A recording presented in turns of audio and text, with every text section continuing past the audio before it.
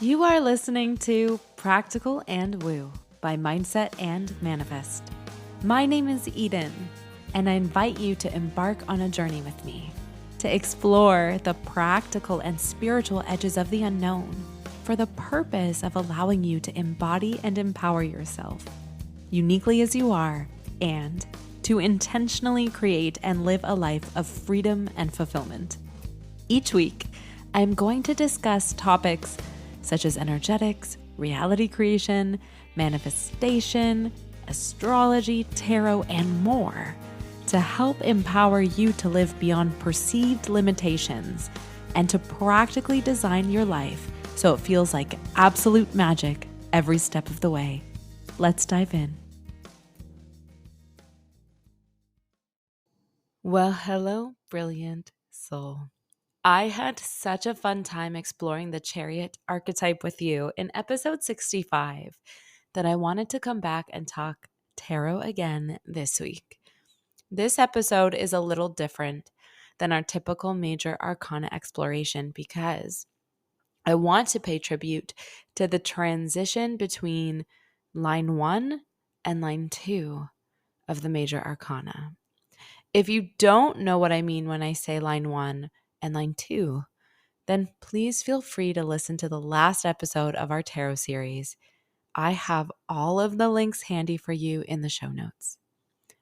With the second line of the major arcana, over the next 7 cards of tarot, we are moving from the external world and its challenges to the exploration of the inner self.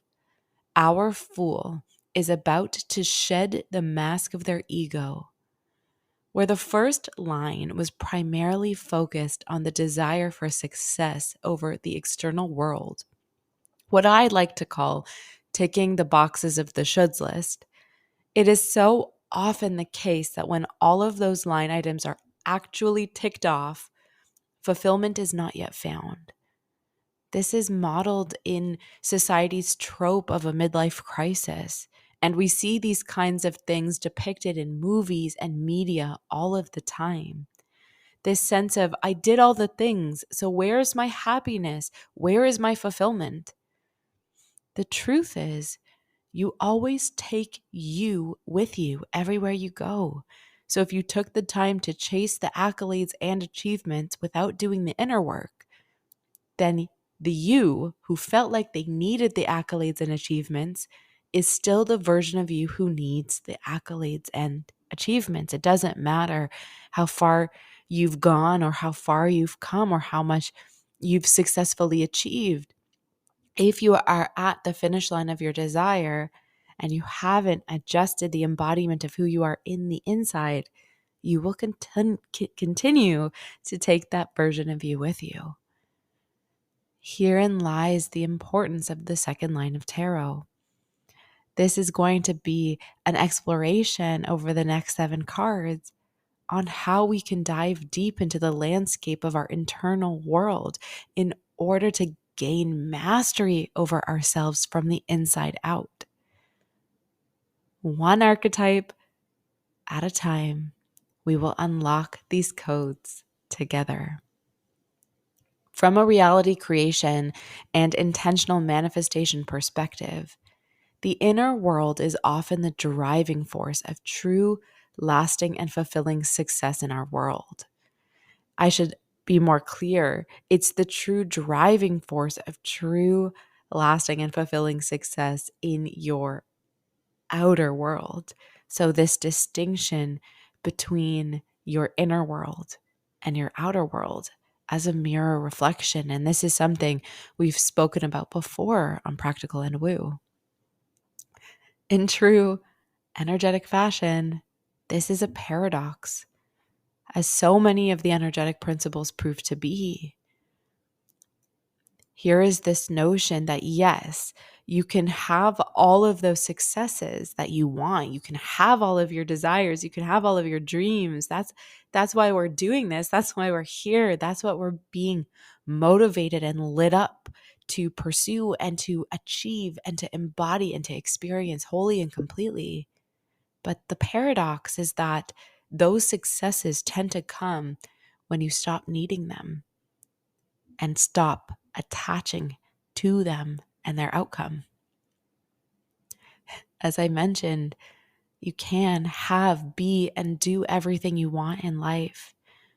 Everything is in the realm of possibility. There is no impossible thing. If you can dream it, if you can make it manifest in your head, if you can actually visualize it and see it in your mind, then it's possible.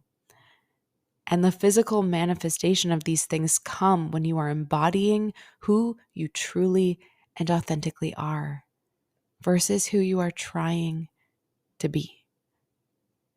The next 7 cards of the major arcana will give us glimpses into the principles and application of the inner realm and how to master it.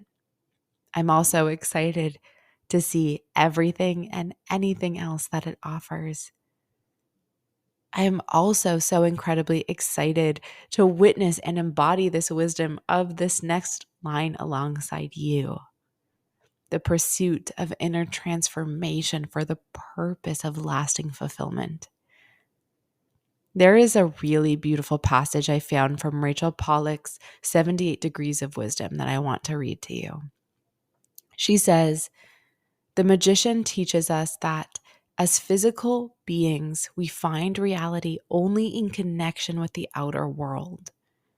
And the inner truth of the high priestess is a potential that must be made manifest through the consciousness of the magician. But as long as our masks and habits and defenses close us off from self-knowledge so that we never know why we act, then all the things we do remain meaningless."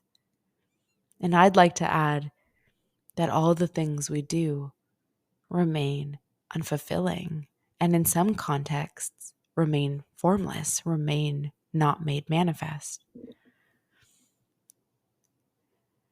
And in these realities, and in this experience of your reality, you're left wondering why it doesn't work, when that's truly not the case. Herein lies the call to action for you to understand that your magic, prowess, and power lies in the deep understanding of why you choose to be, do, and have the things you're creating in this life. And it also comes from a deeply embodied understanding of you knowing who you really are, your true essence as creative, universal forces made up of stardust. Keep shining, precious star. Until next time.